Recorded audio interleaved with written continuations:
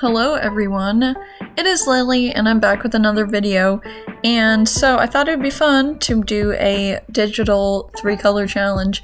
And so it's kind of a 3-color challenge. I did bend some rules. It's more difficult with digital because if you just do the only 3 colors, it's kind of tricky, you can't get so much dimension. So I let myself use the 3 colors, I let myself use different options in the different settings of the layers, so like overlay and darken color and all those different settings. I also let myself use, so when I'm doing digital art, I like to use a lot of texture in my work, and so I will take the thumbnail and incorporate it into the final work through textures and stuff, and so I let myself do that too. And then at the end, I used a dark color that wasn't part of the 3, but I really needed a dark color to make the character stand out. And so I just, I guess it's a 3-color inspired challenge. So just trying to make a drawing with a cohesive color scheme.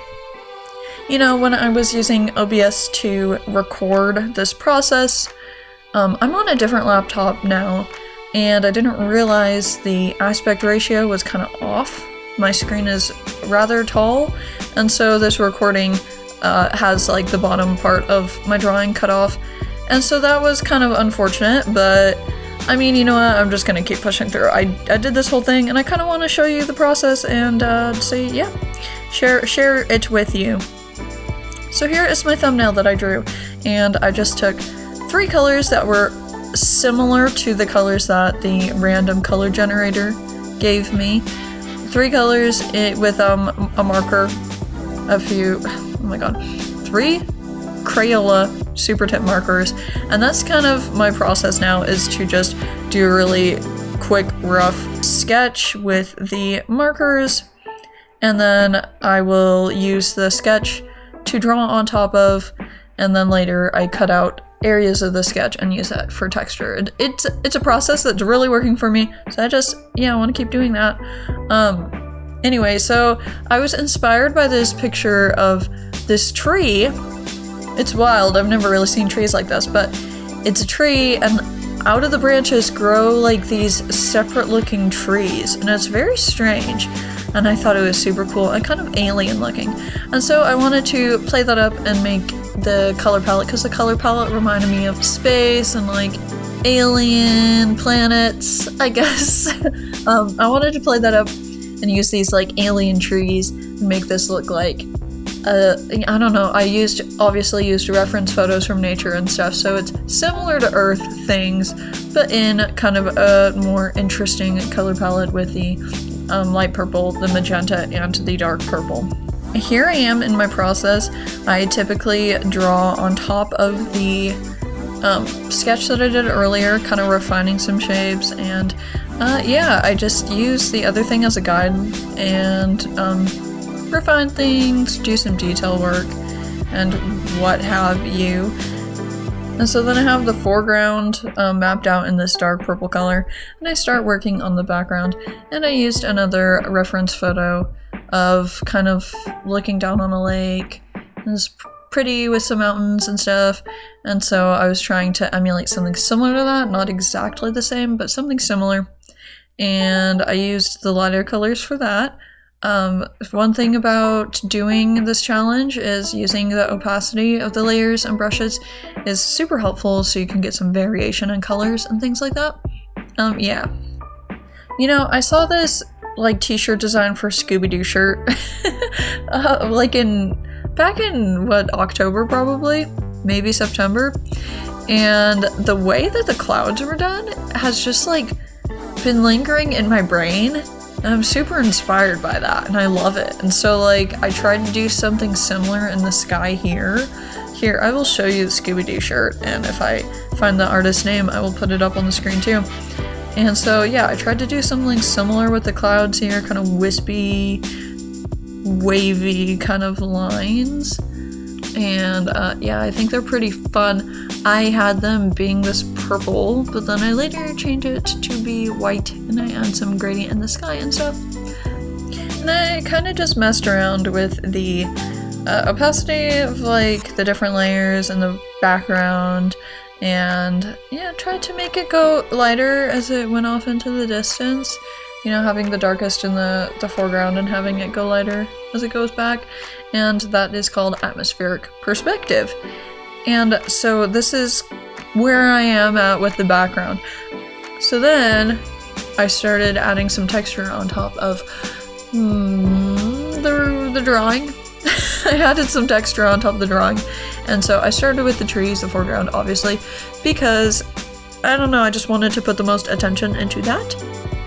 And so what I do for this process, I have it explained in one of my drawing videos, drawing like the farm, overlook farm piece that I have.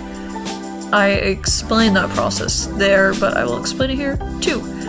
So I use the lasso tool to like cut out the areas of the thumbnail, and then I will paste it on top of the areas that I've colored digitally. And I'll kind of mess around with the settings and get some interesting color variation and textures and stuff, and I really enjoy this process. It makes it super simple and easy to get some really like rich looking textures. Like the thing I struggle with digital is everything looking super flat, and I just don't want my drawings to look super flat. So doing this has been super helpful, and it's super fun, and I just love the way it looks.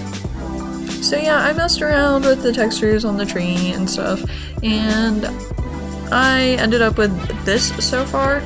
And so then I decided to work on the background a little bit, adding some gradients and such.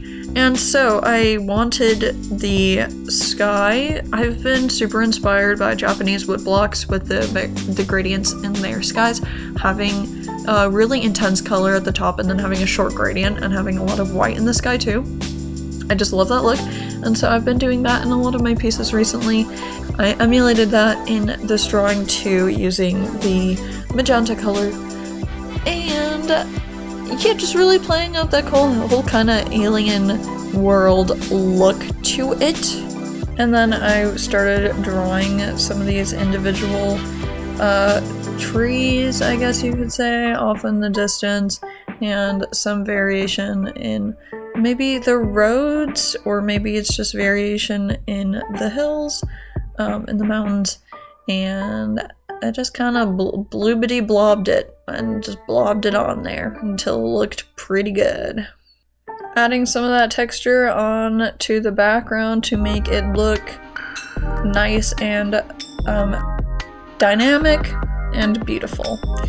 And I think my favorite part of the texture in this drawing is probably the bark of the tree, and then also the lake itself. I think that it really worked in the lake.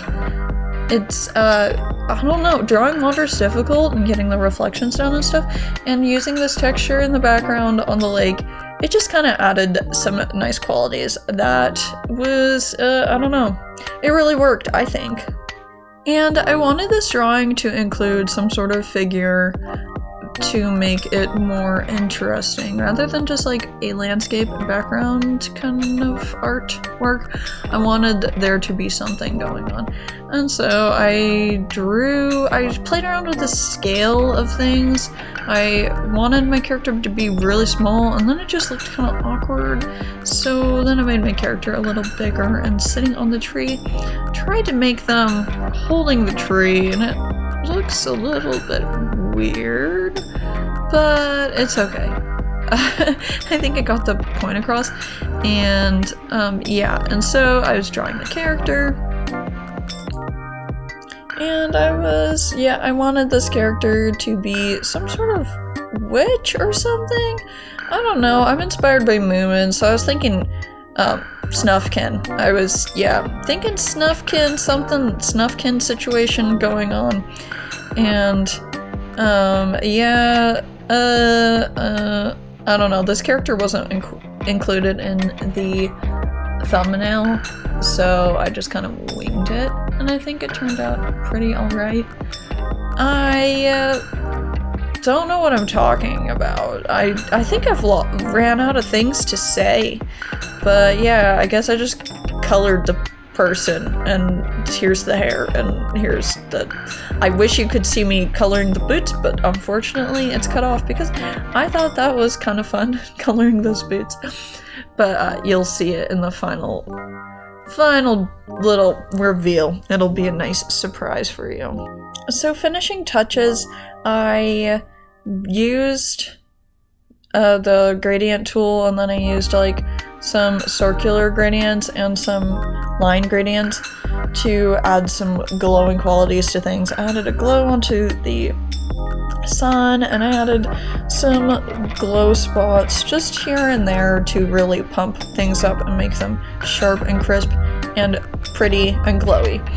And then after that, on top of things, I used just a very thin brush to add some detail work on the tree and the character, adding some like highlights and some lines just to give some definition, to make certain things pop out. And this was one of my favorite parts of this whole drawing, is doing these final touches. I'm almost certain I'm going to be making a short graphic novel about this character, just as kind of a warm-up so I can do my graphic novel about Avel and Calliope. And so I will be documenting some of that process, doing like different pages and things like that. And yeah, it'll be a secret until further notice. Anyway, thank you so much for watching this video. Here is the final piece, and I hope that you have a great rest of your weekend, have a good week, and I'll see you sometime in the future. Alright, see ya, bye.